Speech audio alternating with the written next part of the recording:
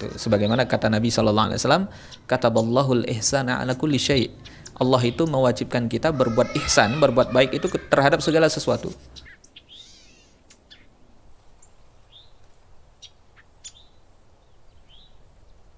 Assalamualaikum warahmatullahi wabarakatuh. Nah, jumpa lagi sahabat Kings Bani. Semoga teman-teman semua dalam keadaan sehat walafiat ya. Jadi kembali lagi di segmen Tanya Ustadz ya.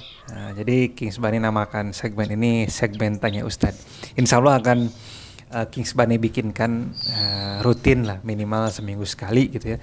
Kalau Ustadznya tidak berhalangan ya. Jadi ini tadi ada pertanyaan lagi nih ya. Jadi yang lagi-lagi saya tidak berani untuk menjawabnya gitu. Tapi ada juga sih yang sebagian saya jawab gitu. Tapi saya masih ragu-ragu gitu. Jadi ingin meyakinkan kembali. Makanya saya tanya sama Ustadz gitu ya. Jadi tentang ini tadi. Tentang bagaimana kalau kita hukumnya memelihara binatang tapi tidak ada pasangannya gitu.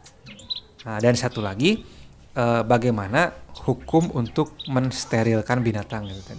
Jadi karena alasan hewan seperti kucing atau misalkan kelinci gitu, kalau misalkan dipelihara di dalam rumah, terutama yang jantan ya, yang jantan itu kalau misalkan disteril dia lebih kalem gitu, dia lebih enak gitu, nggak gerasak gerusuk gitu. Tapi kalau yang nggak disteril, dia bawaannya lari ke sana kemari, ngotorin sana sini kan, buang kotoran di mana-mana gitu.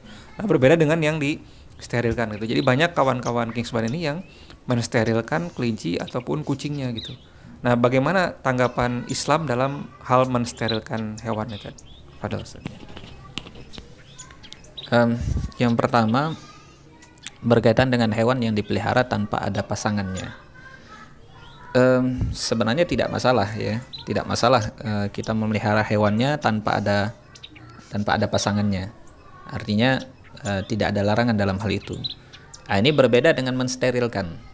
Ya, kalau mensterilkan, para ulama memang berbeda pendapat antara hewan yang halal dimakan dengan hewan yang tidak halal dimakan. Nah, terutama ulama dalam mazhab Syafi'i, Imam Al-Baghawi juga mengatakan untuk hewan yang tidak halal dimakan itu tidak boleh dikebiri. Untuk hewan yang boleh dimakan itu boleh dikebiri, tapi ketika usianya masih kecil. Nah, dikebiri atau disterilkan ketika usianya masih kecil. Dan biasanya kalau kita melihat pendapat para ulama itu membolehkan dengan satu alasan, yaitu alasan kalau ada kemaslahatan. Nah, ada kemaslahatan itu baik bagi si hewan ataupun bagi kita. Misalnya hewan yang kalau dikebiri itu biasanya dagingnya lebih gemuk dia kan, lebih padat mungkin.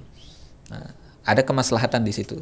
Artinya kita bisa mengambil manfaat lebih banyak dari hewan itu. Nah, itu boleh hukumnya, ya. Atau maslahat mungkin bagi hewan itu sendiri. Yang tidak boleh itu kalau kita mensterilkan tapi justru mendatangkan mudarat bagi si hewan. Mendatangkan mudarat bagi si hewan. Kalau kemudian membahayakan bagi hewan itu, maka hukumnya tidak boleh. Ya, karena kewajiban kita itu adalah berbuat ihsan kepada segala sesuatu, termasuk kepada hewan. Nah, itu sebagaimana kata Nabi SAW, kataballahul ihsana ala kulli syai'. Allah itu mewajibkan kita berbuat ihsan, berbuat baik itu terhadap segala sesuatu, termasuk kepada hewan. Ya. Idza dzabahta fa ahsinu dzibhah. Kalau kalian menyembelih maka apa istilahnya, berbuat baiklah dalam sembelihan. Artinya tidak boleh menyiksa. Jadi dalam menyembelih saja kita tidak boleh sampai menyiksa. Ya, jadi harus langsung terpotong 3 urat ya kan, 3 saluran. Begitu juga apalagi dalam memelihara. Nah, dalam memelihara, dalam kita memperlakukannya ya, merawatnya, itu jangan sampai kemudian mendatangkan mudarat bagi si hewan. Nah, itu. Jadi selama memang ada kemaslahatan, tapi intinya begini, selama ada kemaslahatan ketika kemudian kita melakukan steril terhadap hewan itu, maka tidak ada masalah. Ya. Itu. Wallahu a'lam bishawab.